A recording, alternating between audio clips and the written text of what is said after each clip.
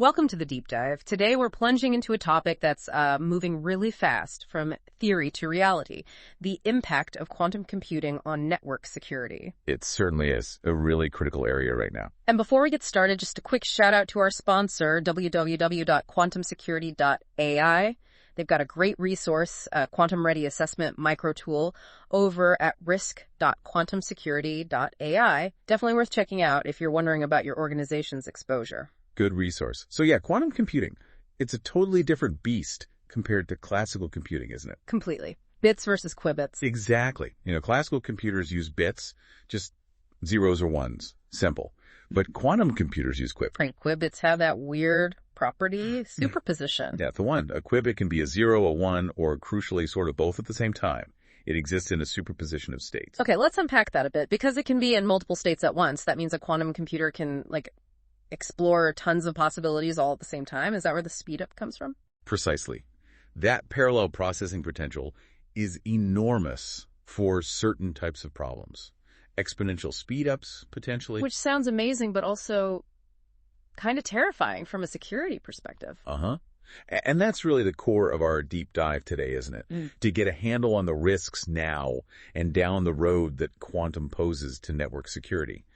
And importantly, what we can actually do about it. Right, because it feels like there's this tension. Quantum computing could break current encryption, but it also offers things like quantum key distribution for super secure communication. It's a real double-edged sword. And while, yes, things like post-quantum cryptography, PQC, and QKD are being developed, they aren't silver bullets. They don't cover every angle. Okay. Plus, we have to remember the quantum hardware itself, it's still, pretty immature. Getting these quantum systems to run without errors, correcting the errors they do make, that's a huge challenge. And we don't really have the established frameworks for this new era yet, do we? Like the cryptographic standards specifically built for quantum resistance. Not fully standardized, no. It's happening, but it takes time. And then there's that other threat people talk about, the collect now, break later idea. Ah, yes, that one sounds ominous. Explain that. Well, the concern is that adversaries, maybe state-level actors, are potentially grabbing encrypted data today, hoovering it up and storing it, just waiting for the day when they do have a powerful enough quantum computer to crack the encryption wide open. So data we think is safe now could be exposed years down the line. Exactly. Especially data that needs to stay secret for a long time, government secrets, intellectual property, sensitive personal info. Yeah. It's a serious long-term risk. That's unsettling. And our sources also mention some specific new attack vectors unique to quantum computers themselves, things like crosstalk and qubit sensing attacks. Yes, those are inherent risks in the quantum hardware itself, especially in shared environments. Crosstalk is basically when operating on one qubit unintentionally affects its neighbors. Okay. Interference. Right. Which could leak information or just mess up someone else's calculation on a shared machine.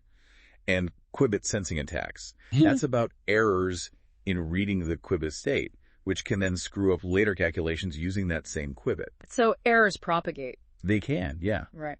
And you add that to the fundamental difficulties like decoherence qubits losing their quantum state and just the sheer challenge of building larger, stable quantum computers. Yeah. It's a complex security picture. It definitely sounds like a multi-front challenge, but okay, it's not all doom and gloom, right? Our sources talked about mitigation measures. Quantum error correction, quantum safe cryptography. Absolutely. Those are key areas. Getting better at quantum error correction is fundamental. We need reliable quantum computers first. Makes sense. And then there's quantum safe cryptography, or PQC. That's all about developing new encryption algorithms designed from the ground up to resist attacks from both classical and quantum computers. So replacing the algorithms we use now, basically. Essentially, yes.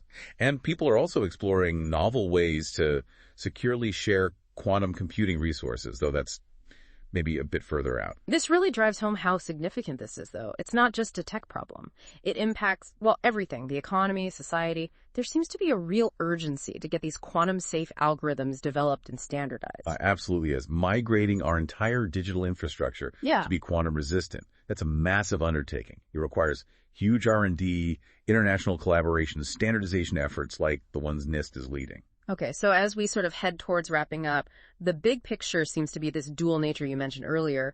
Quantum computing is both this potentially huge security threat. Potentially catastrophic for current encryption. But also a pathway to potentially revolutionary secure communication if we manage it right. That's the crux of it. And that break later scenario we talked about, you can even visualize it like in Tier 5 from one of the reviews we looked at. It really highlights the urgency. Yeah, that image of data being stored now for future decryption.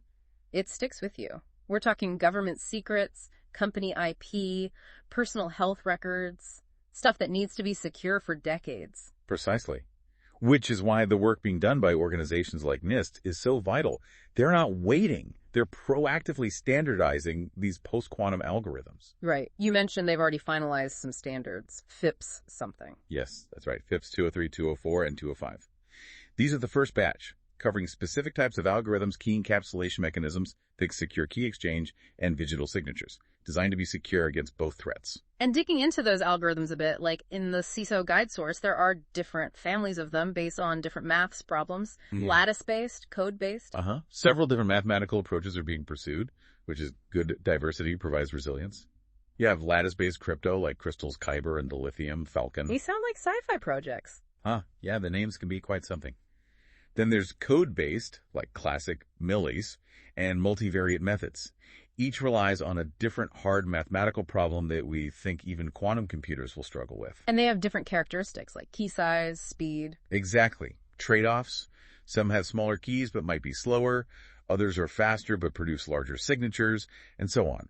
It's about finding the right fit for different applications. Although, didn't one of those, Rainbow run into some trouble?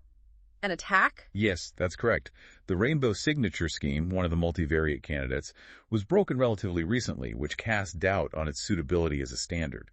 It shows the vetting process is working, but also that finding truly long-term secure algorithms is challenging. It really underscores the complexity. So, okay, you have these potential algorithms, but how does an organization actually start moving towards being quantum safe? IBM mentioned a kind of 3-step process. Yes. Their discover, observe, transform model. It's a good framework. Can you break that down? Sure. Discover is basically inventory.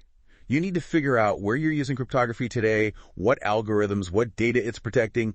Get a complete picture. Okay, map it all out. Then observe. That means staying current. Watch how the quantum threat evolves, track the progress of PQC standardization, understand new vulnerabilities. Right. It's ongoing monitoring. Right. Stay informed. And finally, transform. That's the actual migration. Planning and executing the transition to the new quantum-safe algorithms and protocols. That's the heavy lifting part. That sounds like a logical progression. And a key starting point for that discover phase, according to the Evolution Q source, seems to be doing a quantum risk assessment, a QRA. Yes, a QRA is often the recommended first step. It's a structured way to analyze your specific exposure. What does it typically look at? It usually digs into a few key areas. Your business architecture, what are your critical assets, your sensitive data, how long does it need protection, then your technology architecture, your actual IT systems, networks, data flows, where crypto is deployed, and also policy, training, and security. What are your current security policies? How aware are your people of quantum risks? Often it uses something like the Mosca inequality as a basis. Mosca inequality. That's a simple way to think about urgency. Basically, if the time you need your data to be secure, plus the time it will take you to migrate to quantum-safe solutions, is longer than the time until a quantum computer can break your current crypto, well, then you have a problem now. Right. That makes the risk tangible. It seems like a QRA gives organizations that crucial starting point. Definitely. It provides a roadmap. So, wrapping this all up, it's clear quantum computing is a massive disruptor for security, but it's also forcing us to innovate, to build better, more resilient cryptographic systems. That's a great way to put it. The challenge is driving progress. And maybe just as a final thought to leave folks with, given how fast quantum tech is moving, what security capabilities might become possible that we can't even really imagine today, beyond just fixing current vulnerabilities? That is some interesting food for thought. What new doors might quantum open for defenders? Well, thank you. This has been incredibly insightful, a really helpful deep dive into quantum computing and network security. My pleasure. It's a fascinating and critical field to watch. Absolutely.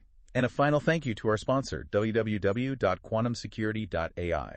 Remember to check out their Quantum Ready Assessment Micro Tool at risk.quantumsecurity.ai if you want to gauge your own organization's readiness. Thanks for listening, and we'll catch you on the next deep dive.